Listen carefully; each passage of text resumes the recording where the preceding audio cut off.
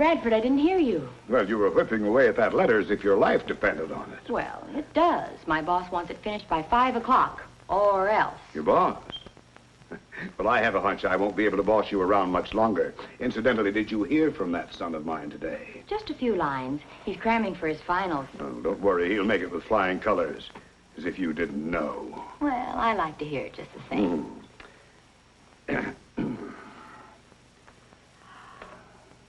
Oh, Jim will be thrilled. Yes, sir. 2 Bradfords, 1 at each end. And me, right in the middle.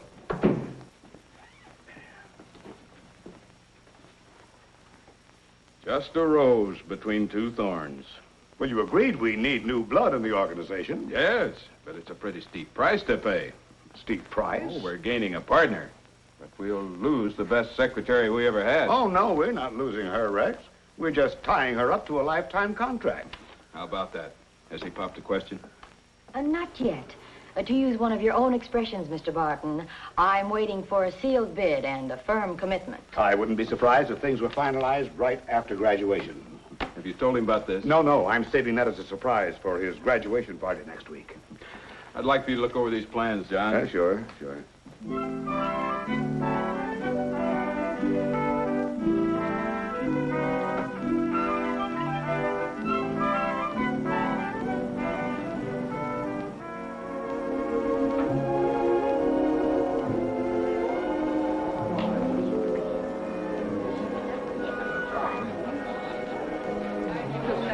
Better watch that waistline, Roy. I guess you're right, Rex.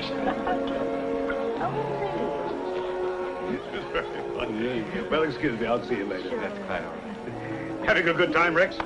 Wonderful, John. Say, you're fairly busting with pride tonight. You certainly are, John. Well, after all, when you have only one son, an occasion like this comes only once in a lifetime. Bob! Nice to see you again, Bob. Same here, sir. Come in here. This is Mrs. Barton. How do you do? Hello. Mr. Barton, my partner, Bob Connors. Bob, hello. Nice to meet you, sir. Classmate of Jim's. Yeah, he's going to be an engineer, too. Oh. Are you going to settle around here, Bob? I haven't quite decided on that yet, sir. Well, stick to construction. This country's growing faster than we can pour concrete. You're right. Take care of him, will you? Right. Sure thing, How John. about See a ya. glass of punch? I like that. We're so delighted you could be with us, Pastor Goodwin. It's a pleasure for me, Mrs. Bradford. Too bad we can't get together more often. I know John's been busy. Well, you can say that again. That big construction job downstate has me hopping. Will you be able to resume on the Finance Committee soon? I'm going to try to be at the next meeting. Excuse me, will you? Surely. I've been waiting for that piece of parchment ever since Jim started kindergarten. Well, I'm glad everything worked out the way you wanted it to, John. Oh, don't get me wrong, Roy. I didn't force him into engineering. He always seemed to have a natural bent for it. Rex, Roy and I have just been talking about Jim. Now that he's coming into the firm, we can make some important changes. Yes, we certainly can. Now I'll be able to get away from that desk once in a while. Rex detests paperwork. If he had his way, he'd be back in a pair of field boots, straw bossing every job. Hey, where is our guest of honor? Oh, he's working on a long-range project.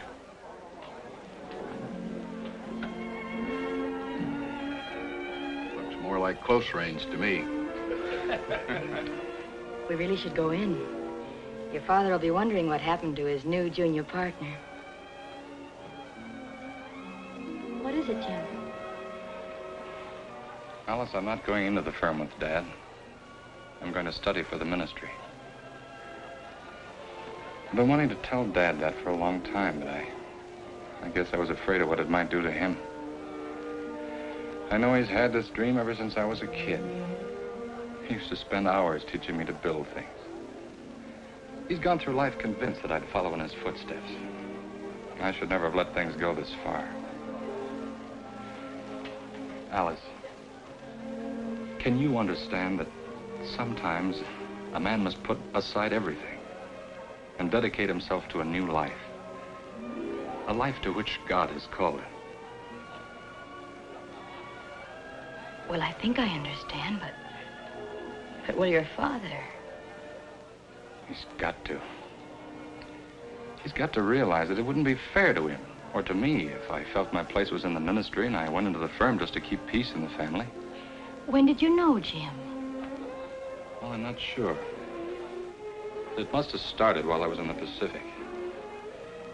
There were times when I was very sure. And there were moments when I wasn't. But now I'm more certain than I've ever been of anything in my life. Oh, you'll be terribly upset. It would have been so much easier if you'd have told him before all this. I know. But he'd already started preparations. He's enjoying it. Are you sure you're doing the right thing, Jim? Alice, this thing's grown on me until it's too deep and too strong to ignore. I know what it'll mean. I know the changes it'll bring. But there's one thing that doesn't have to change. I remember another time, Jim was 10. We gave him a dog for his birthday, and he built a reinforced concrete doghouse in the backyard with a foundation a foot deep and walls 8 inches wide. To make matters worse, he built it right on the edge of the driveway. It's taken dynamite to move it. Traffic hazard for years.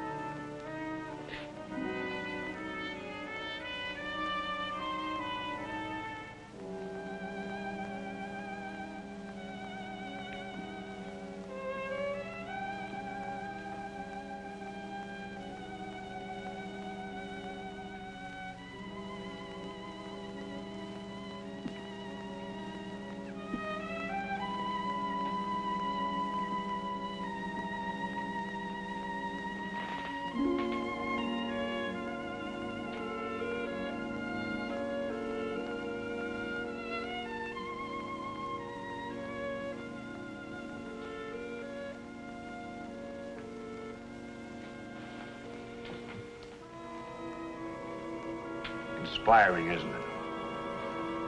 I thought you'd turned in long ago. This is when I do my best thinking. Look at it, Jim. It's asleep now. But it's alive. Has a nervous system, a life stream, brain, hidden away somewhere. Heartbeats that never stop, and it grows. It grows just like a man, building new strength, renewing itself, just like our bodies build new tissues to replace the old ones. It's a process that never stops. Decided on another kind of work. I'm going into the ministry. You're what? I'm applying for admission to the seminary in the fall. You must be out of your... Are you serious? I've never been more serious about anything in my life. But, son, your whole life has been cut out for you. Everything you've ever done has been pointed toward engineering ever since you were a little boy. I know. But, Dad, let me tell you this. When I came back from the war, I did a lot more thinking than I'd ever done before. Oh, well, that's natural. Everyone has to readjust himself to civilian life. Well, it was more than that. I began to think about life.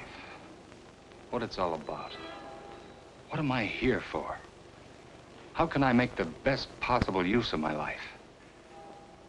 So many know so little about Christ. That's why there are men who dedicate their lives to help bring others to God through the gospel. And they're builders too, not with steel and concrete, but with something far more powerful and more lasting.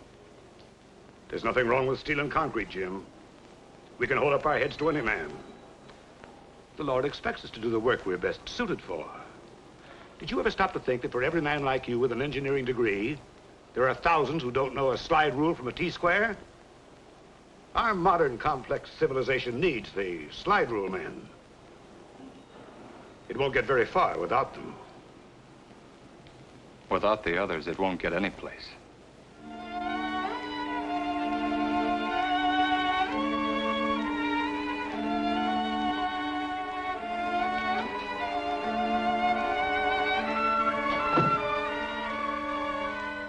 the matter, John?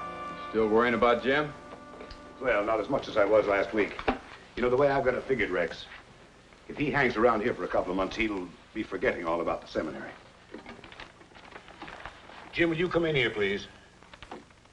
If he's as good an engineer as I think he is, he'll be just dying to get his teeth into something like this. Yes, Dad? I want you to see something that's out of this world. First of its kind anywhere. 3 sides faced with glass and aluminum hung right on the steel. There should be a terrific saving in weight. Not only that, we'll save something like 60 days in the facing work alone. Nice recognition for any man connected with it. When do you break ground? Early in the fall. If we get the bid, that is. Mr. Barton, I have Pittsburgh on the line for you now. Thank you, Alice. I'll take the call in my office. Excuse me, John. Thank you.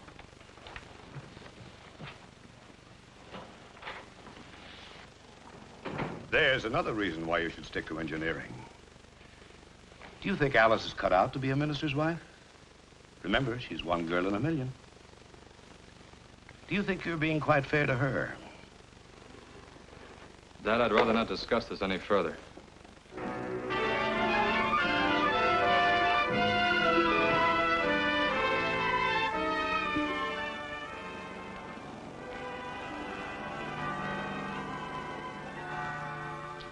Thank you, Marion.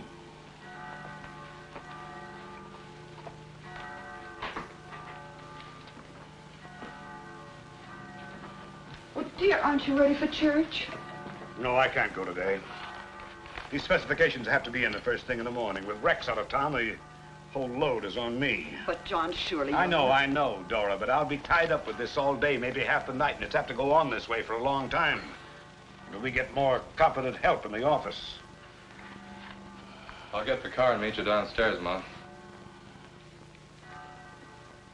John, you've got to stop behaving like a little boy. You've got to realize Jim's old enough to make his own decisions. I wonder. Decisions are supposed to be based on common sense. Jim's showing very little of that. John, how can you talk like that? He's told you his reasons. You know them just as well as I do. All right, Dora. But I have a hunch that before the summer's over, he'll think twice before throwing his whole future away.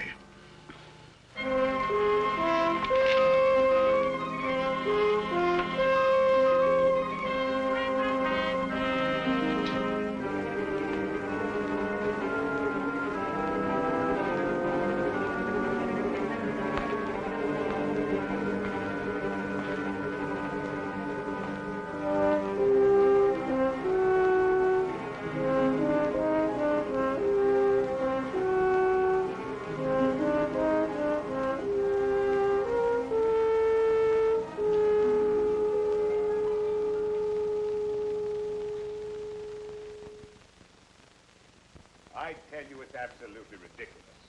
I'm not going to let you throw away the rest of your life. But, Dad, if you'd only try to understand. What is there to understand? You've proven you're a born engineer. You don't have any right to throw that knowledge away for something you don't even know you're fitted for. A man his age shouldn't be losing his temper that way. I tell you, it's I was afraid this would happen. But, Dad, if you'd only Mr. Bradford's tried to hide it, but he's been brooding over it for weeks. You've proven you're a It's not going to get him anywhere. Jim's made up his own mind. I'm not going to let you throw away the rest of your life. Cheer up. A lot can happen in the next few years. It's something I have to prove to myself. Can't you understand that, Dad? No, I don't. It's just plain stubbornness. Any way you look at it, it doesn't make sense. I thought after a summer at home you'd come to your senses. Realize how idiotic the whole thing is. Dad, I can't I help suppose it. it doesn't matter to you at all that I made plans for you all these years. Plans for you to keep the name Bradford alive. Dad, I found something more important than building bridges and skyscrapers.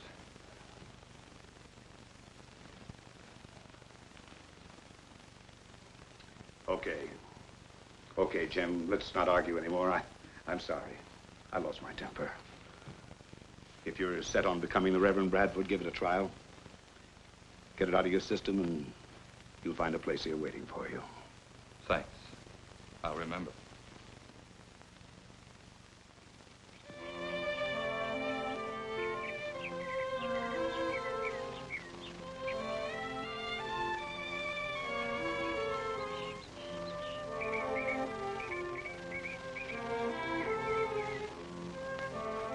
Darling, your letters are always so wonderful, like a breath of home and the voices of all my loved ones. You will never know what they mean to me. The past few months have opened up a new world to me. I'm more certain than ever that I have found my calling. Please write soon. All my love, Jim. Good morning. Morning, Mr. Bradford. Well, I see the mail came through again. Mm-hmm. Come in a minute, Alice. Yes, sir.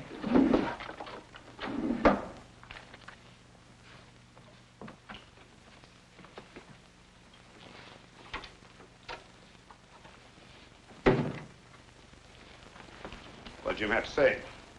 Apparently everything's fine. So I gather. Don't never mind your notebook, Alice. I just want to talk to you a minute. You know, ever since you and Jim had your first date, I've always had it in the back of my mind that someday you two would settle down together. Mr. Bradford, I've heard of matchmaking mothers, but never matchmaking fathers. Oh, my wife feels the same as I do. She thinks you'd make a wonderful couple. Alice, I'm worried. If his letters to you have been anything like the ones I've been getting, then it's plain to both of us that he shows no signs of quitting. Well, he does seem wrapped up in his work more than ever. Yes, that's what I mean. I think it's time that we started to do something about it. We? You. I don't think he'd listen to me anymore, but I think you might be able to persuade him. I'm just sentimental enough to think that he'll listen to his heart sooner than he will to his head. But, Mr. Bradford... What do you think might happen if you suggested that you're not interested in becoming a minister's wife? I don't see how I could tell him anything like that. After all, he hasn't even asked me to marry him yet.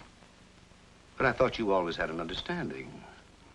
Well, not exactly. At any rate, we're really not engaged. Well, just the same, I feel that he might think twice if you raised serious objections. I'm not sure that I should, Mr. Bradford. You see, I want him to do whatever will make him the happiest.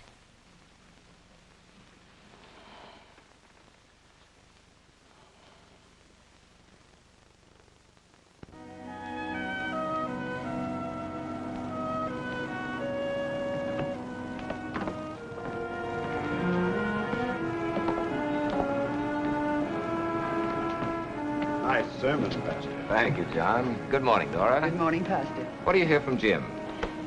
Nothing new. The same old thing. You know, Pastor, after a whole year, John still thinks Jim will change his mind. You think so, John? Time will tell. We'll see. I've had a couple of letters from Jim, too. I think I know what time will tell. Well, John, we must be going now. Good day, Pastor. Yes, good morning, Pastor.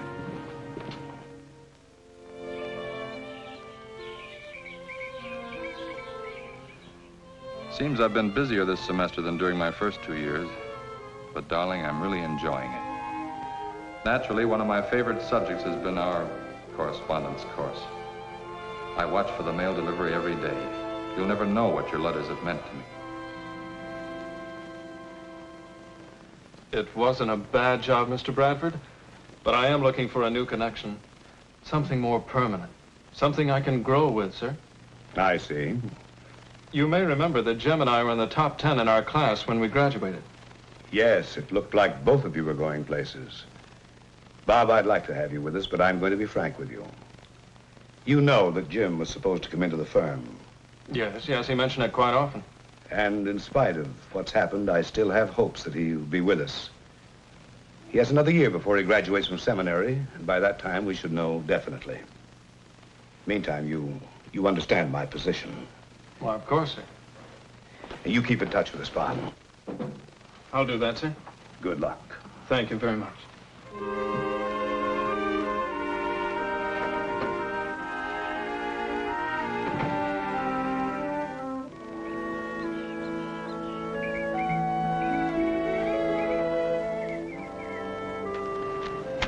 Boy, did I move fast when I got your call. I went right to the station from work.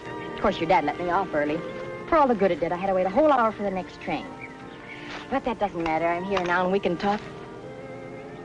Jim Bradford, you haven't been listening to a word I've said for the last 5 minutes. What's the matter with you? You seemed so eager when you phoned me. Alice, I've been wondering for days how to tell you, how to ask you. Ask you to marry me. But there's something I've got to tell you first. What is it? Well, a few days ago, I received my appointment. I've been assigned to foreign mission service. Foreign mission? But why? I always thought you'd be here in your own church, like Pastor Goodwin. I know, I guess most of us think about it that way when we start. But I hadn't been here very long before I began to look at the whole program of the church from an altogether different angle. I began to see it as a global strategy, carrying out the command of Christ, with dedicated men holding outposts in distant lands. And somehow I began to feel that God intended me to man one of those outposts. Oh, but Jim, how can you be sure? Darling, I've been thinking and praying about this almost every day. A year ago, I wasn't sure. Today, I am. New Guinea? New Guinea? You must be out of your mind. I've never heard anything so idiotic in all my life. What'd your mother say to all this? She understands. Well, I don't. And there's something terrible about taking a man with your training and sending him out to a place like that. You go where you're needed. Tell them you're not interested. But I am. What can you do for a bunch of savages like that? I'm going to try to bring them to Christ. You're qualified for bigger things. Is there anything bigger?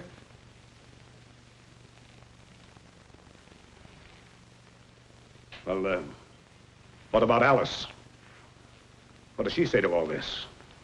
Well, she hasn't made up her mind yet. Yeah. I have a hunch she has more sense than to waste her life in a place like that. Whatever possessed you to even think of such a thing? Well, it's not easy to explain what possessed me, Dad. But once it started, I couldn't think of anything else.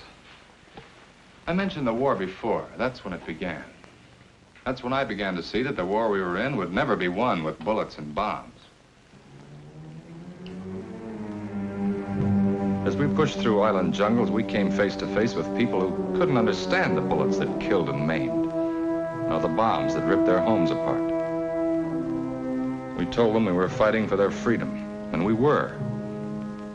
But freedom's hard to understand on an empty stomach. We told them we were Christians, fighting against godlessness. But in their silent faces, we read the question, what had our Christianity brought them, except suffering and destruction and death? And sometimes even I wondered, but I thanked God more than once that I'd been brought up in a Christian family. Well, one day, while we were on our way back to the front, we were having a hot discussion about religion, when one GI in our squad blew his top. Ain't that a laugh? Now, ain't that a laugh? The whole blasted world is blowing up in our faces, and what are we doing about it? What's religion doing about it? What's the church people doing about it? Except sitting on benches and singing hymns, and then start yapping about sweetness and light. Boy, oh boy. Look how that sweetness and light is saving the world.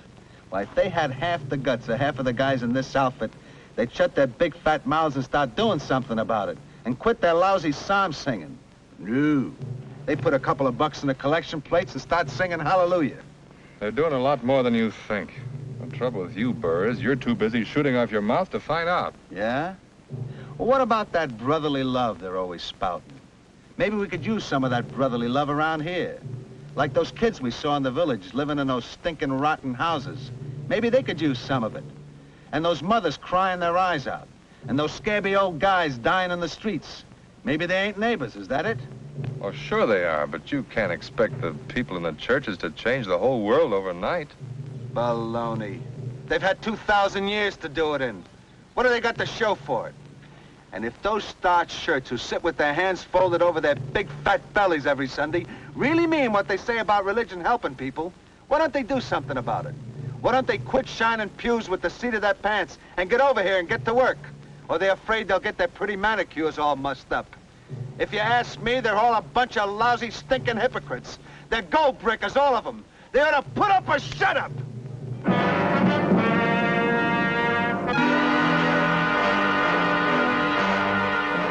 How could I answer him? How could I explain away a complacent, comfortable Christianity? I used to wake up at night with his words beating at me. I've never been able to get them out of my head. Maybe now you can understand how I've felt ever since I came back.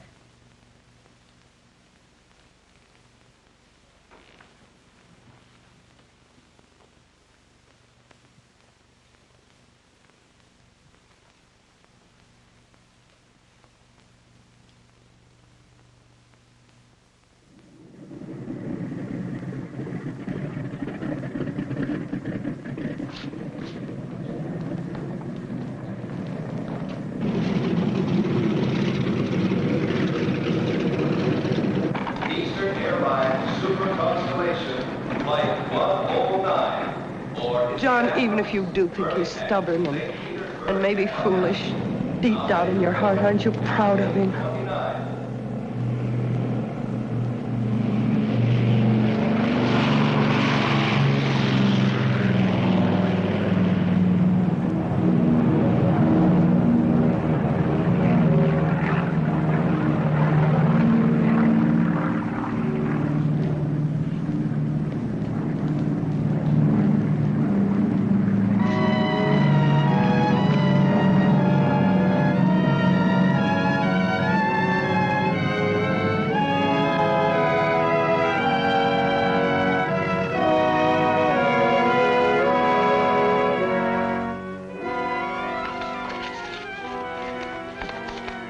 Alice, Mr. Barton in his office? No, sir. Oh, Mr. Connors is joining the firm, starting immediately. Nice to have you with us, Bob. Thank you. I might as well warn you that Alice is the real boss around here, and if you want to get along, stay on the good side of her. Confidentially, don't you believe a word of that boss business. Come on, I'll show you your office. All right, sir.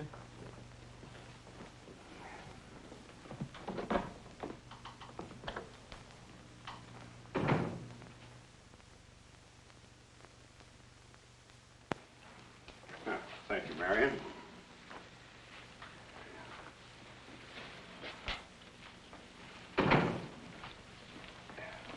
Hello, dear. I expected you long before this. Oh, I was detained at the office. Is dinner just about ready? Dinner can wait. Take a look at this. Jim. Well, it's about time we had a letter. I've been so busy, I practically lost track of time, but in the evenings, my thoughts always return to my loved ones at home. I often wonder what you're doing, and sometimes, strangely, what you're having for dinner. Well, Mom, I sure miss those wonderful Swedish meatballs you used to cook for me.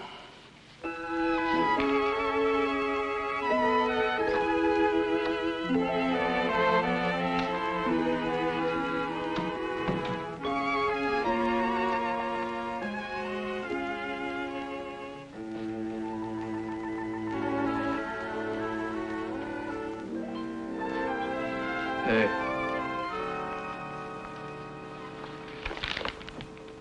How about lunch today, huh? I know a nice, quiet little place where we could talk about dinner for tonight. Don't you ever think of anything but food? Oh, the food's only a decoy. I see. You do all your trapping with vitamins. Yeah, well, it's all I can afford. Well, I can't promise about dinner, but I always go to lunch at 12. Fine. See you then, huh?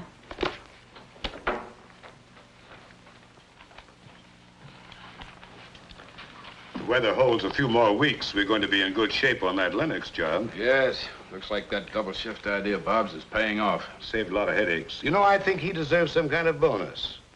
Judging from the way things are going, he'll probably be able to use one. What do you mean? Maybe I'm wrong, but I think I've noticed a cow-eyed look every time he's around Alice. Oh, I don't think there's anything to it.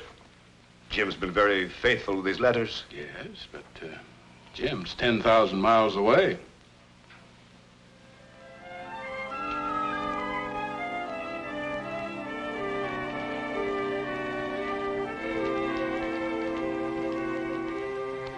Well, John, I was just glancing through those old snapshots we took, especially the ones of the lake. And I can almost smell the pines. If we go this year, could we go early? Well, depends on what you call early. You remember that time we went up in May? Had frost every morning? Seems like such a long time ago. Wasn't that the year that Jim helped the beavers build their dam out back of the cottage? Yes. Nearly flooded us out when it broke. I think he realized after that he wasn't as smart as the beavers. Thought we'd have a letter from him today. Busy as he is, can't expect a letter from him every day. I know. Alice hasn't heard from him for several weeks either. I have a feeling that he and Alice are drifting apart. It isn't easy to keep a romance alive when you're 10,000 miles away. I always dreamed that Jim and Alice would marry. Yes, I thought so too. She hasn't seen Jim in over a year. And she's with Bob Connors every day of the week. You really think it's possible for a girl like Alice to forget Jim so soon? Oh, I never went along with that old idea about absence making the heart grow fonder. Something inside tells me that Alice will never forget Jim. Well, in spite of your woman's intuition, I'm afraid it's turning out the way I've been suspecting all along. I don't think Bob can sweep Alice off her feet. She isn't the kind that sweeps so easily. Hello, Marion. Good morning, you lucky, lucky people. Good morning, dear. What's this about being lucky? Oh, just to be alive on such a wonderful morning in such a wonderful world. Sounds like your boss just gave you a raise. Better than that. I'm quitting. I received a proposal last night. I'm getting married. Well, aren't you going to congratulate me? He's really a wonderful man. Oh, yes, I know, of course he is. It's just that, well, it's so sudden. Are you sure you're doing the right thing? I've never been more sure of anything. Any girl should be able to make up her mind in 6 years. I didn't realize you'd known him that. I'm leaving next month for New Guinea. Oh, I'm so wonderfully happy, dear. May God bless you both. Alice, it's just everything that I've always wanted. Oh. Hold on, wait a minute. You said he proposed last night? Is he? No, it was a cablegram. I'm sure it was the shortest and most expensive proposal ever made. What did I tell you? I knew all along this was going to happen.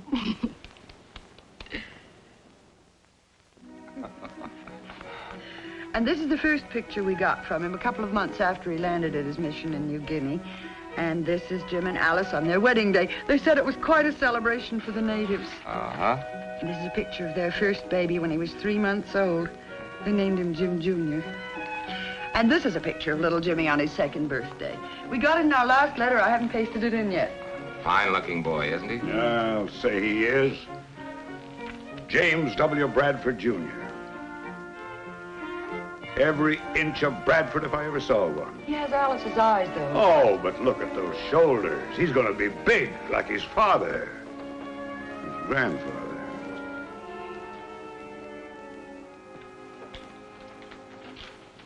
About a half hour ago? Thank you very much. Goodbye. Mrs. Bradford said he was coming straight to the office. Oh, I hope so. He knows this bid has to be in by 11 o'clock. No chance of postponement, huh? We might just as well forget it. Good morning. Good morning. You had us worried, John. We've got less than an hour to take... Yeah, I know, Rex. I'm sorry. Come here. I've got something to show you. It came in the mail this morning. First pictures of my new granddaughter. Just look at that. Isn't she a beauty? Oh, she is cute. Yeah, nicknamed her Jody. Jody. Jody. Oh, just look how Jimmy's grown. My goodness. You know, I don't see any reason in the world why that young fella shouldn't grow up to be a Cracker Jack engineer someday. Now there, look at that, Pastor. Living in a shack out in the middle of nowhere. Now I ask you, is that any way to raise a family? What's going to happen to those youngsters brought up with a bunch of savages? If the gospel has reached them, John, I'm sure they're savage in appearance only. But look at it from a practical standpoint. If Jim had stayed here with the firm, by now he could be earning enough to keep a dozen missionaries in the field.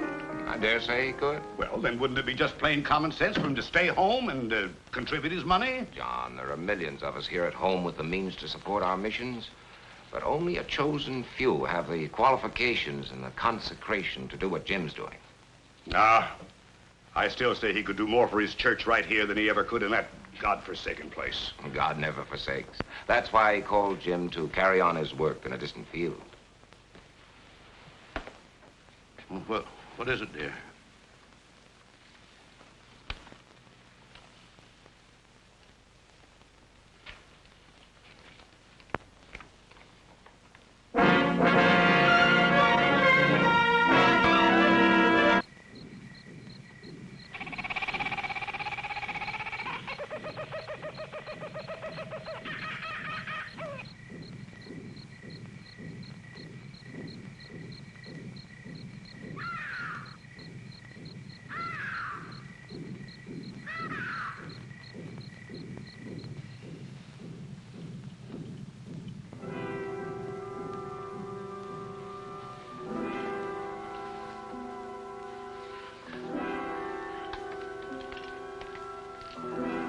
He will sleep now. Better get some rest, Mr. and Mrs. Bradford. You too, Alice. Get some rest.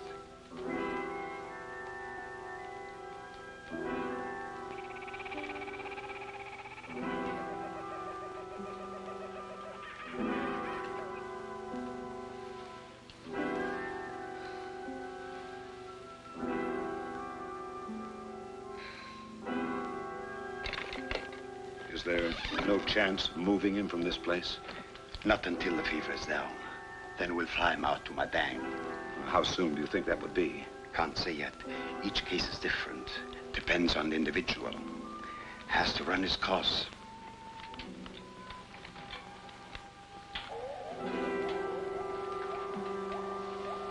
With all in, Alice. Can't I stay? I don't like the idea of leaving him alone. He won't be. My wife is a registered nurse. She will be on duty tonight. I'll wait till she arrives, Doctor. Does he make his headquarters here? No, he and his wife are stationed at the hospital at Madang.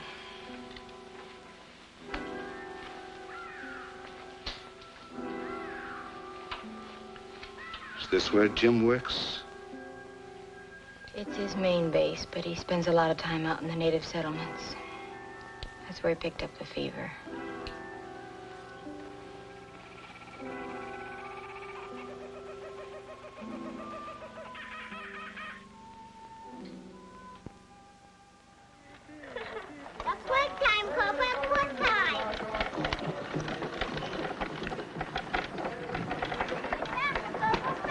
Wonder which one they'll wear out first, Copa or the wagon. They don't seem a bit nervous in front of that native. Copa's one of their favorites. A houseboy? A medical orderly and our best interpreter. He was one of Jim's first converts. Alice, I'm terribly worried. We've got to get Jim away from here. I've prayed that we could, but Dr. Newman insists he's in no condition to be moved. I mean, after he's well, isn't there a chance that he'll come home to stay? It would please Dad so much. I know. I used to ask myself the same question when I first came out here. I was homesick and miserable. Then when the children came, I began worrying about them and their future. I don't know, after a while you forget all about your own problems. There's so much to do. The work at the mission becomes your whole life. It's greater than any material reward. It comes from knowing that you've brought these people to their Savior. I'm sure that Jim knew when he was in the seminary that this was the work God wanted him to do.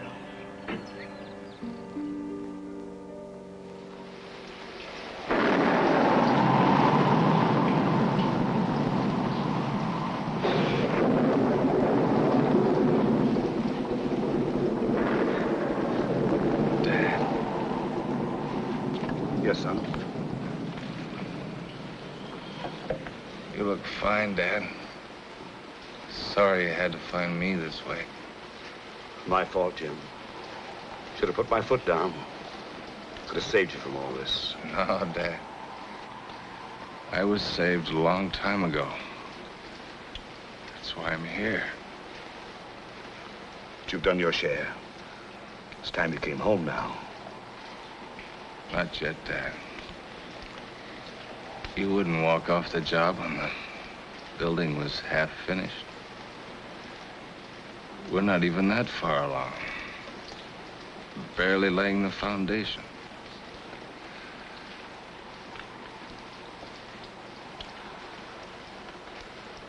Anything I can do, son? Anything?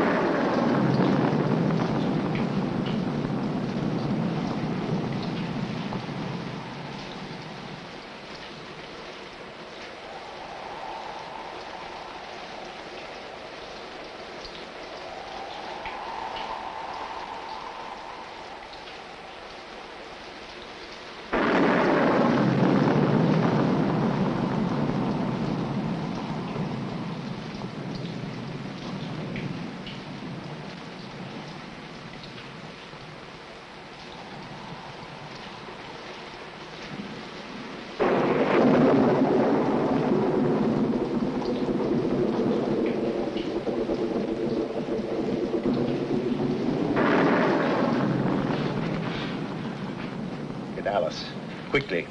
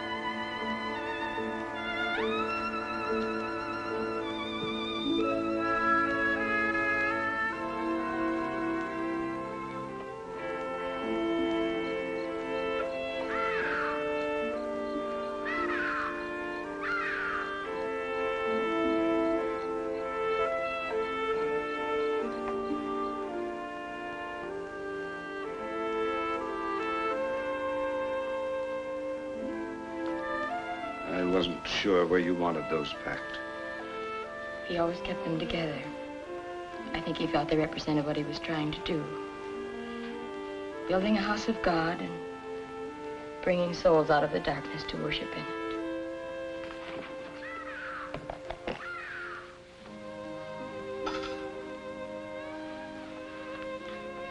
When I asked him if I could help, if there was anything I could do, he just handed me this. Have you read it? Some of it. I'm not sure I understand. I used to think I didn't either. Then after I read it a few times, something came to me that Jim never put into words. I think that's what he wanted to tell you, too. It's a record of his work. And like his work, it's unfinished.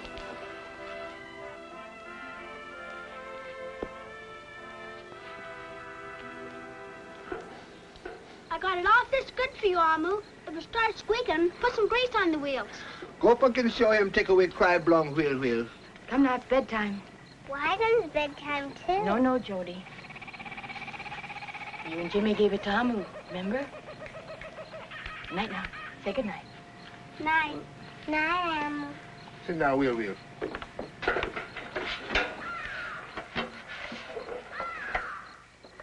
Say good night to Grandpa now. Yeah. Good night, Jody. Sleep tight. You too, Jimmy. We got a big day tomorrow. Do we go to sleep on the airplane when it gets dark? Yes, sir. All the comforts of home. Grandma will tuck you in, and I'll be in later to hear your prayers.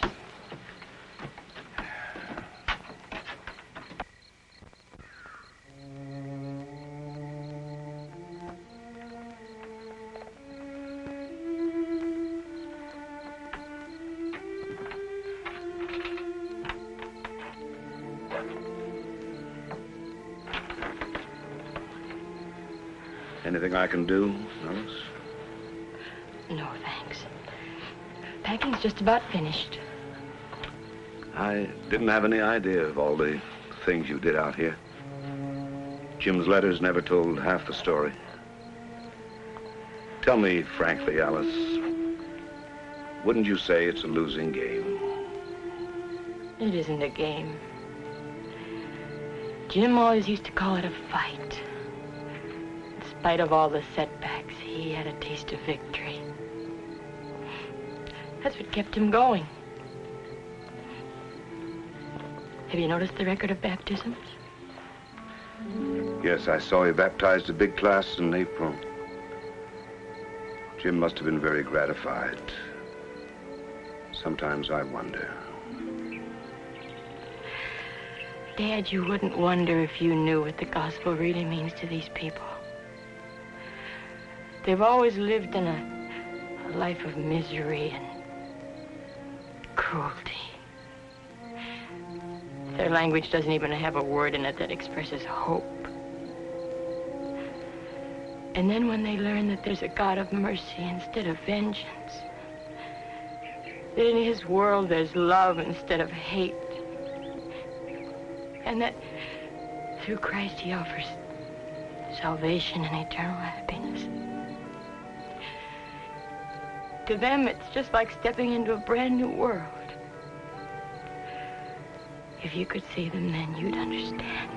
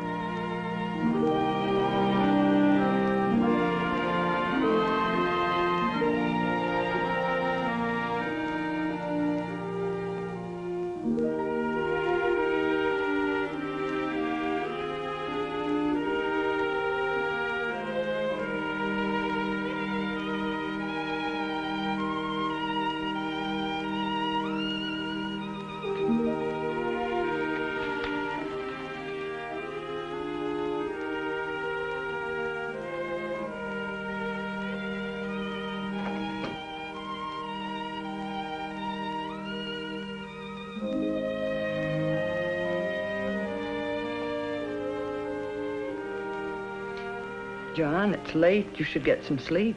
Oh, it's no use. I can't. Dear, I wish you'd stop reading Jim's diary. Always something new. Something I never understood before. I know it makes you feel closer to him, doesn't it? Very close.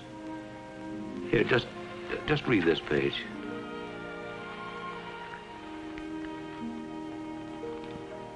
If only our people at home could be here to see the darkness disappear under the light of God's word.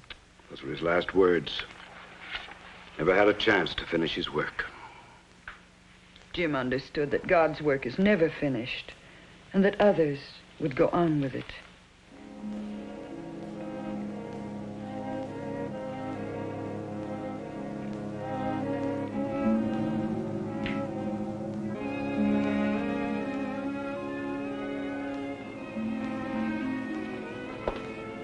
Hurry and get your coat, Jimmy. All right.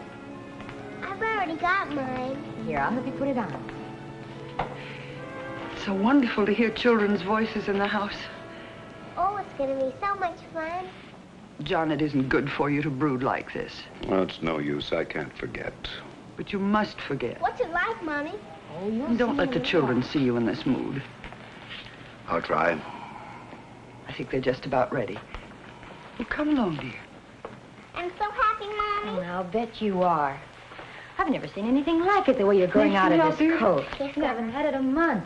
Oh, the climate agrees with him. He'll be ready for football before you know it. Are you going with us, Grandpa? Where are you off to today? We're going to see all the animals, lions and tigers and elephants. Circus in town? The zoo. Grandma promised to take us. Aren't you going, Grandpa? Oh, I'd like to, but I've got to go down to the office for a while. You have a good time, Jody. Scoot along now. Don't miss anything. Don't forget to buy peanuts for the elephants. Bye, Grandpa. Bye. Have a good time, children. We will.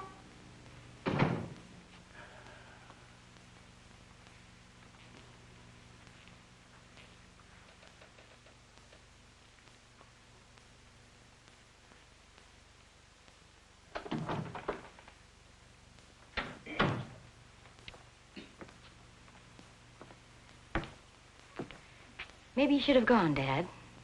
A little change might have been good for you. Oh, it isn't easy to forget the past. I know.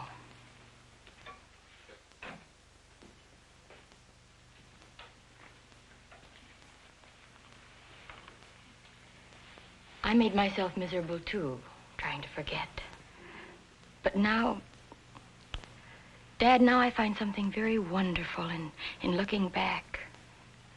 The things Jim did will never die. Knowing that, I don't want to forget. What if his work does live? Jim's dead. Why?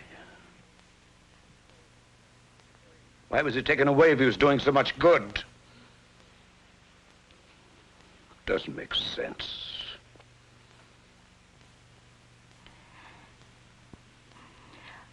I don't understand it any more than you.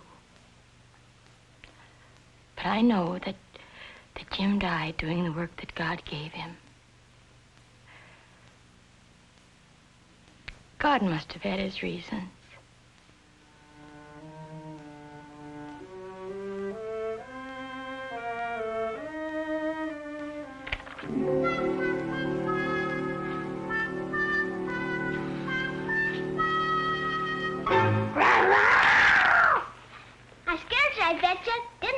You sure did. I thought I was a goner. I wore it to a Halloween party and scared all the kids good. I'll bet you did. Yeah, let me see that. Attaboy. Whoa! Hey, that was close.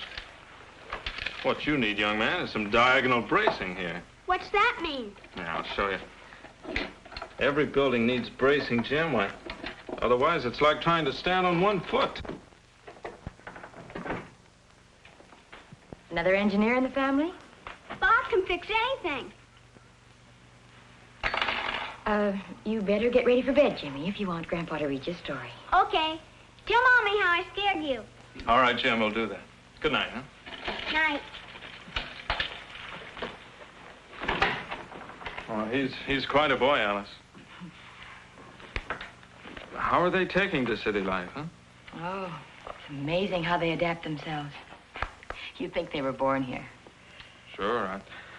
I imagine before long they'll have completely forgotten their life over there, huh?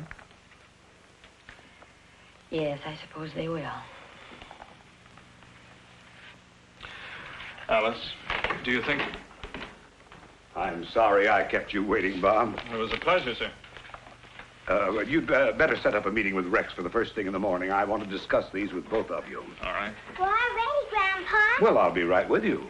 Suppose you scoot out there and get the book ready, huh? Okay. Well, now the night shift goes on duty. I'll see you in the morning. Good night, sir. Good night.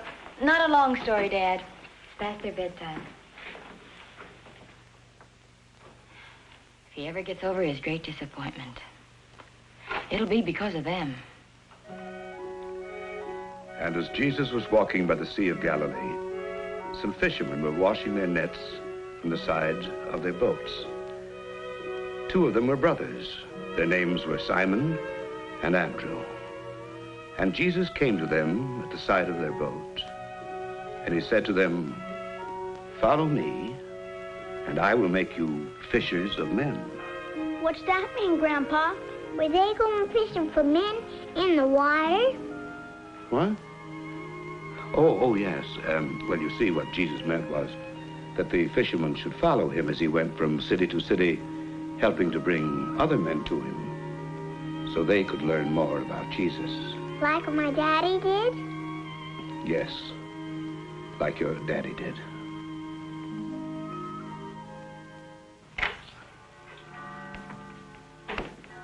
Are the children ready yet? In a few minutes. I didn't have a chance to mention it last night. I got a letter from Gertrude Newman. Remember her, the doctor's wife? Sure. They just returned to Madang after a few weeks at the mission. She said they're facing a serious problem.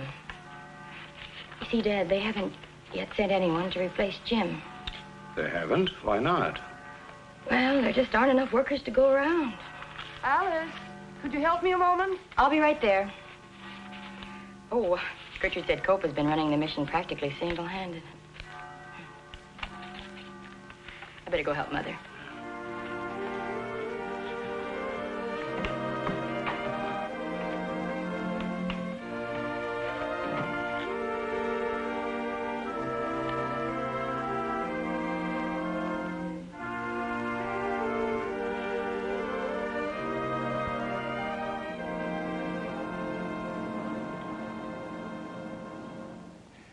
Indeed, these words of the Savior could well be called the overriding compulsion of his entire life. Listen to the urgency with which he speaks. I must work the works of him that sent me while it is day. The night cometh when no man can work. Now, what was the work to which the Savior had dedicated himself so unselfishly, so unremittingly, so completely? It was the work of redeeming a lost and sinful race from the guilt, the power, and the punishment of sin. By his holy, spotless life in our stead, by his innocent suffering and death in our stead, he paid the ransom and won our complete release from the infernal powers of darkness. That, above all else, is what he meant when he said, I must work the works of him that sent me. And do you know what he's saying to you and me today? As my Father hath sent me, even so send I you. We too have a divine mission here on earth. Ours is the task of proclaiming far and wide to all men everywhere the glorious news of their redemption through the life and death of Jesus Christ, our Lord. Now, honestly, how much are we doing to fulfill the Savior's purpose here on earth? How much are we giving of our time, our talents, our possessions, of ourselves, in order that the unfinished task which he has placed before us may be carried forward? Well, we sit here on Sundays. We bring our offerings. We sing our hymns of praise. But Christ did more than sing. He did more than give. He worked and bled and died in order that all men everywhere might live. If only our hearts might be touched by the warmth and fervor of his love. If only our eyes might catch the vision that was his. If only our lives might be completely dedicated to his purpose, the spreading of the gospel to the ends of the earth. If only, like him, we might hear that inner voice at the dawn of each new day which says, I must work the works of him that sent me.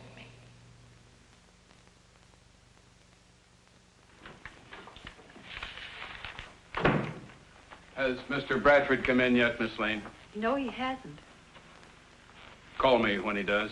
Yes, Mr. Barton.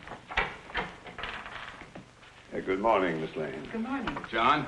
Oh, hello, Rex. How's everything? Under control.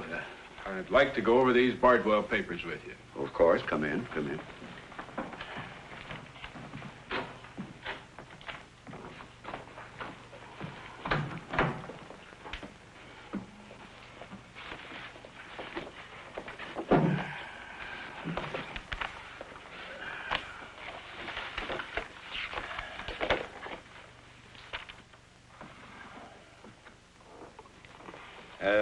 Could we let this go for a while? I suppose so. What is it, John?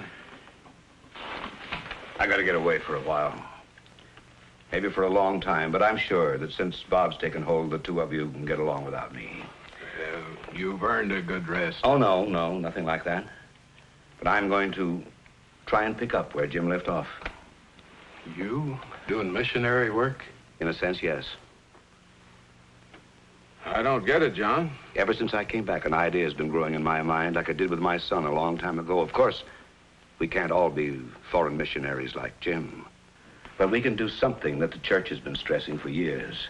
What's that? We laymen have a job to do. Recently, I attended a national meeting of the leaders of our church, and Rex, I've had my eyes opened. There's a great need all over the world today, and perhaps I'm not too late to make people realize how vital it is. I'm going to do a lot of work right here at home. It's not going to be easy. Probably be the toughest job I ever tackled in my life. But it's something that would have made Jim very happy.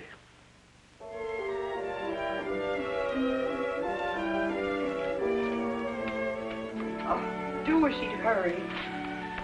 Don't worry, Mrs. Bradford. There's plenty of time. That's right, Mother. The train doesn't leave for a whole hour now. Grandma, are you going to go away with Grandpa? No, dear. Your Mommy and Bob are going to take Grandpa to the station while I put you and Jody to bed. You know, I don't think I've ever seen him so excited about anything. He spent half the evening getting ready.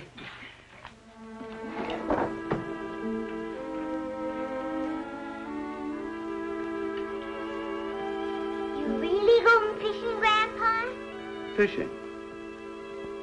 Well, now, whatever put an idea like that in your little head? Mommy said you were like the men Jesus talked to in the Bible book. Oh, no, not quite, but something like that. Here, you sit on Grandpa's lap and I'll try to explain.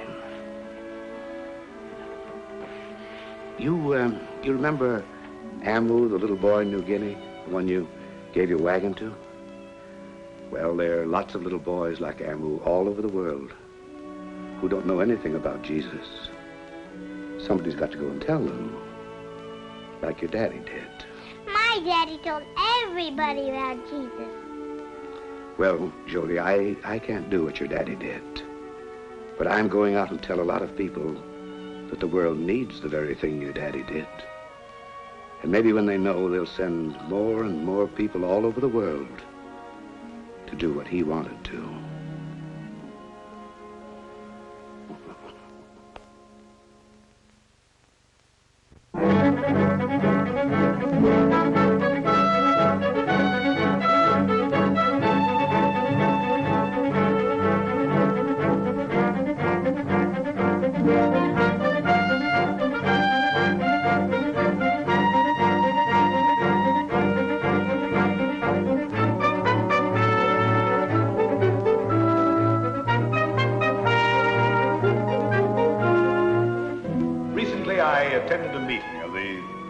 Our church.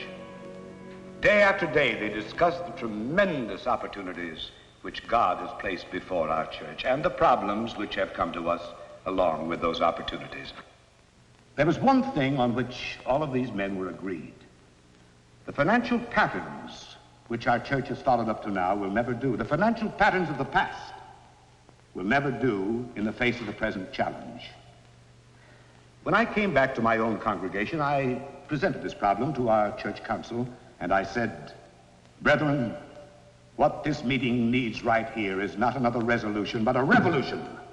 A revolution in our financial thinking. We must rethink our entire life of Christian stewardship. We must pray, we must work, we must live our faith every minute of the day. I know that I am approaching the evening hours of my life. But whatever time and whatever energy the good Lord still gives me, I am going to dedicate myself to the building of his kingdom. If the kingdom of Christ is to be built, it is up to us to build it, you and me. It is up to us to carry on the unfinished task which he himself has left us. He gave his life for me, and I am going to go all out for him.